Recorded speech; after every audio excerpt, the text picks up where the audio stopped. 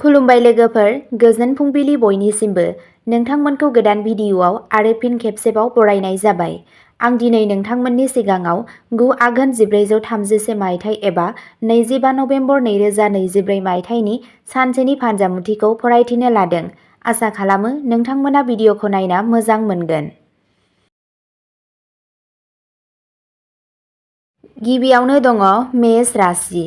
दिनैनि साना ओरैबायदि मोनसे सान जागोन जाय नोंथांनि सुखु गोजोनखौ बांहोगोन। सासे बाहागिया नोंनाव दाहार बिनो हागौ। मोनसे गोजाम रां थिसननायनिफ्राय नोंथाङा मोजां मोनफिननाय मोनगोन। जुदि नोंथाङा बबेबा मोजां मोननाय बेसादखौ खोमाना लाबायब्ला बेखौ नोंथांनो हरफिननो हागौ। खामानिनि जायगायाव नोंथाङा नोंथांनि बसनि मेगननि आपेल जागोन। मानोना नोंथांनो होनाय माखासे बोसोनफोरा नोंथांनि फालांगिखौ गोदान जौथायसिम लांगोन। नोंथाङा नोंथांनि बिदा-फंबायफोरजों माखासे नखरारि जेंनाफोरनि सायाव सावरायगोन। वृषभ राशि। दिनैनि साना नोंथांनि थाखाय फिथाइ गोनां मोनदांथिफोरनि मोनसे गलाय-गथाय बेग जानो हागौ। नोंथाङा माखासे टेनसननिफ्राय रैखा मोनगोन। नोंथांनि खामानि मावग्रा जायगायाव सोरबा सासेया नोंथांखौ माबा मोनसे नंखाय दाय होनो हागौ। जुदि बेबादि जायो, अब्ला नोंथांनि फारसेखौ सुबुंफोरनि सिगाङाव दिन्थिनो रोखा खालाम। फालांगियारि सानथांखिफोरा फिथाय होगोन। नोंथाङा धोरोमारि हाबाफारिफोराव दावगागोन। जुदि फालांगियारि आयदाफोराव गोबां हेंथाफोर दंमोन, अब्ला बेफोरखौबो सुस्रांनाय जागोन। गाज्रि बोथोरा नोंनि सावस्रिखौ गोहोम खोख्लैगोन। मिथुन राशि। दिनैनि साना नोंथांनि थाखाय मोनसे गोजोनथाव सान जानो थांगासिनो दं। नोंथाङा नखरनि सासे सोद्रोमानिफ्राय मोनसे बान्था मोननो हागौ। नोंथांनि दावगानायनि लामायाव थानाय हेंथाफोरखौ बोखारनाय जागोन। फालांगियाव थाग्राफोरा मोनसे गिदिर अर्डारजों जोबोद खुसि जागोन। न'आव गंसे गोदान गारि सौफैनाया मोनसे रंजालु आबहावा सोरजिगोन। लेनदेनजों सोमोन्दो थानाय आयदाफोराव नोंथाङा मोजाङै गोसो होनांगोन। नोंथाङा बादायलायनायनि बिथिङाव दावगागोन। नोंथांनि बिबुंथिनि गुरै आखुआ नोंथांखौ मान आरो मान होगोन। कर्क राशि। दिनैनि साना नोंथांनि थाखाय गोबाव समनिफ्रायनो थाबथानानै थानाय खामानिफोरखौ फोजोबनायनि सान जागोन। नोंथाङा नोंथांनि रुटिनखौ साबसिन खालामनांगोन। नखरारि जेंनाफोरखौ सुस्रांनो थाखाय नोंथाङा देरसिन सोद्रोमाफोरजों रायज्लायनांगोन। नोंथाङा सासे गोजाननि सोमोन्दोआरिनिफ्राय मोजां खौरां मोननो हागौ। रमान्टिक सोमोन्दोआव थाग्राफोरनि माबा मोनसे आयदायाव माखासे गोरोबलायै थानो हागौ। खामानिनि जायगायाव नोंथाङा नोंथांनि हाबाफोराव मोनसे गोनां बिफाव लानांगोन। सिंह राशि। दिनैनि साना नोंथांनि थाखाय माखासे जेंनाफोर लाबोनो हागौ। जुदि नोंथाङा मोनसे मावथांखिखौ आसा खालामगासिनो दंमोन, अब्ला नोंथाङा बेयाव माखासे गोदान बेरेखाफोरजों मोगा-मोगि जानो हागौ। स्टक हाथायाव रां थिसनग्राफोरनि थाखाय हाथाइनि सोलाय-सोल'नि सायाव बिथा खालामनानै रां थिसननाया साबसिन जागोन। नोंथाङा माबा मोनसे गोदान लाबोनो हागौ। नोंथांनि गोथार सुबिदाफोरनि बांनायजों नोंथांनि खुसिनि जेबो सिमा गैया। जुदि जायखिजाया जाफुंसारनाया गोबाव समनिफ्रायनो थाबथानानै दं, अब्ला बेखौबो मोनफुंनो हागौ। कन्या राशि।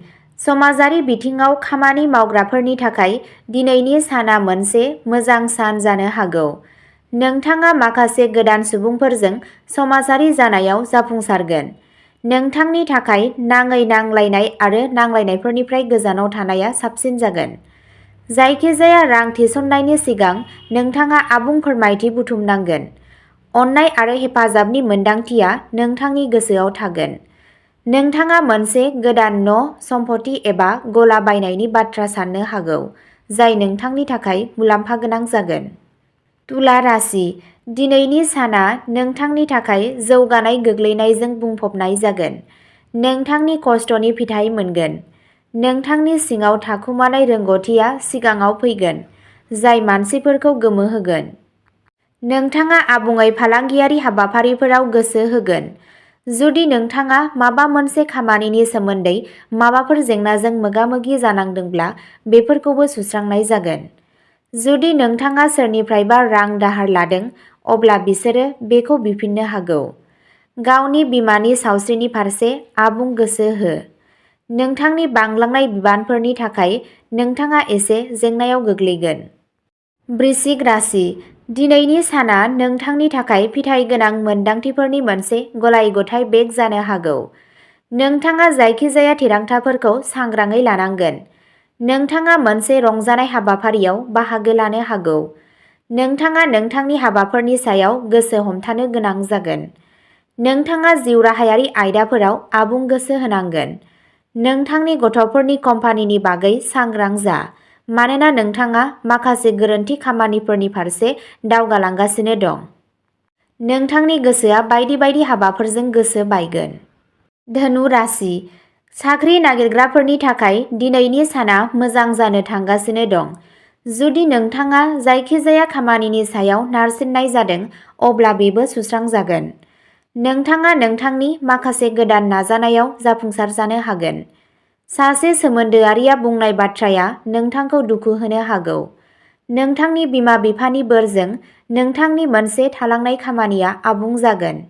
जुदि नोंथाङा सोरखौबा समायखिरा लादोंमोन, अब्ला बेखौ आबुं खालामनो रोखा खालाम।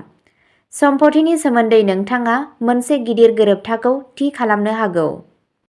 मकर राशि, दिनैनि साना नोंथांनि थाखाय गाज्रि थासारियाव सहायनो हानाय सान जागोन। नोंथाङा नोंथांनि आखा-फाखाथिजों मानसिफोरखौ सोमोनांहोगोन। नोंथाङा हाबाफोरखौ गियानजों नायनांगोन। जाय लाइमोनफोरा साख्रि नागिरनानै गिदिंलांगासिनो दं, बिसोर माबा मोनसे खौरां खोनानो हागौ। नोंथाङा नोंथांनि गोसोआव गाज्रि साननायफोरखौ लाखिनायनिफ्राय गोजानाव थानांगौ। जुदि नोंथाङा नोंथांनि नाजानायखौ गोरोबहोयोब्ला, बेयो नोंथांनि थाखाय साबसिन जागोन। कुम्भ राशि, रांखान्थियारि नोजोरजों दिनैनि साना नोंथांनि थाखाय मोनसे मोजां सान जानो हागौ। नोंथाङा नोंथांनि धोन बांनायजों गोजोनगोन। जायखिजाया खामानियाव अलसिया दादिन्थि, नङाब्ला बेयो नोंथांनि खामानिफोरखौ गोबाव खालामनो हागौ। नोंथाङा फालांगियारि सानथांखिफोरनिफ्राय मोजां मुलाम्फा मोनगोन आरो नोंथांनि खामानिनि जायगायाव मोनसे बान्था मोन्नायनि जाथावना दं। स्टक हाथाइजों लोब्बा थानाय सुबुंफोरा एसे गोसो होनांगोन। मोजां मोनग्रा सुबुंफोरा गावसोरनि जिउ लोगोरिनिफ्राय माबा मोनसे मोजां खौरां मोननो हागौ। मीन राशि, दिनैनि साना ओरैबायदि मोनसे सान जागोन जाय नोंथांखौ गोबाव समनि जेंनाफोरनिफ्राय उदां खालामगोन। खामानिनि जायगायाव नोंथाङा मोनसे मख'जाथाव थांखिबो मोननो हागौ, जायनि उनाव नोंथाङा मोनसे पार्टी खुंगोन। नाथाय बे समावनो गावनि सावस्रिनि फारसे आबुं गोसो हो, मानोना नोंथांनि फारसेनिफ्राय जायखिजाया सांग्रांथि गैयैआ मोनसे जेंनाखौ बांहोनो हागौ। जुदि नोंथाङा माबा मोनसे बाथ्रानि सायाव रोखा नङा, अब्ला बै खामानिखौ एसेबो आवगायनाङा। अब्ला दिनैनि राशि फरायथिनाया एसेनोसै। नोंथांमोनहा बेबादिनो सानफ्रोमबोनि फानजामुथिखौ मिथिनो थाखाय चेनेलखौ साबस्क्राइब खालामनानै लादो आरो फानजामुथिखौ नायनानै मोजां मोनदोंब्ला अन्नानै लाइक, शेयार आरो कमेन्टबो खालामनानै होलांब्लानो जाबाय। गोजोन्थों।